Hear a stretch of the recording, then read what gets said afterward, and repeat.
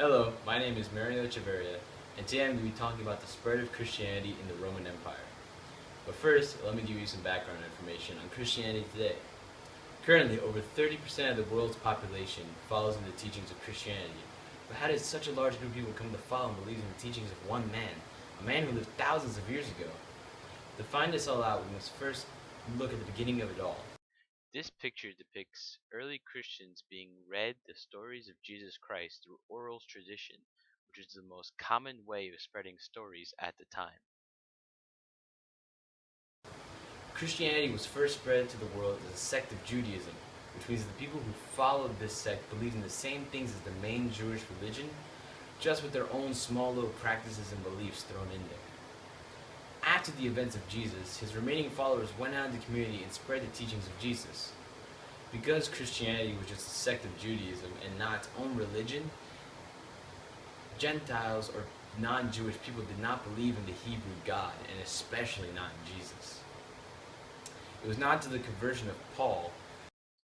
In this picture, we see Paul writing letters to the many churches that he's established throughout the Roman Empire, and these letters compose part of the modern Bible. That Christianity was introduced to Gentiles. At first, Paul wasn't always a Christian. He was at first a persecutor of Christians. It wasn't until his conversion that Paul played a huge role in the spread of Christianity. Now, Paul didn't only spread Christianity to the Roman Empire, he also spread Christianity into other parts of the world as well. But after Paul was executed by the Roman Empire, the churches he formed across the Roman Empire didn't really flourish without his guidance. And even though the message of Christianity appealed to the poor, many were very hesitant about joining the faith. It wasn't until the rule of Constantine the Great that Christianity really swept over the Roman Empire.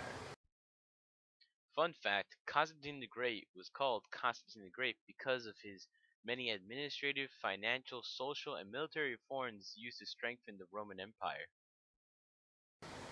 At the time that Constantine ruled, civil wars were raging across Rome, and the most prominent of these rebellions was the army of Maxentius.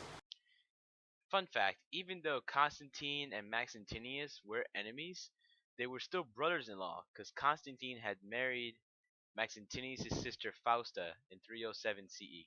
Who had declared himself the Emperor of Rome and led his armies against Constantine. At one time, the army of Constantine met the army of Maxentius at what is now known as the Battle of Malavian Bridge. This picture depicts the Battle of Malavian Bridge. As you can see in the background, Malavian Bridge was destroyed, so they had to build this makeshift bridge out of wooden boats and wooden planks. Here, as legend has it, Constantine had a vision in which a cross came down from the sky and a voice told him, "In this sign you will conquer."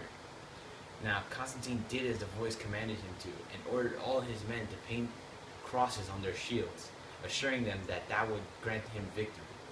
Now, the two armies were equally matched, having almost the exact same amount of men on each side. But the real game changer was when the bridge in which they were going to fight on collapsed suddenly, and a temporary wooden bridge was built over the river. Now, when the armies collapsed in the middle of this bridge, they were too heavy and the bridge collapsed, killing the majority of Constantine and Maxentius' men, including General Maxentius, which gave Constantine the victory at Malavian Bridge.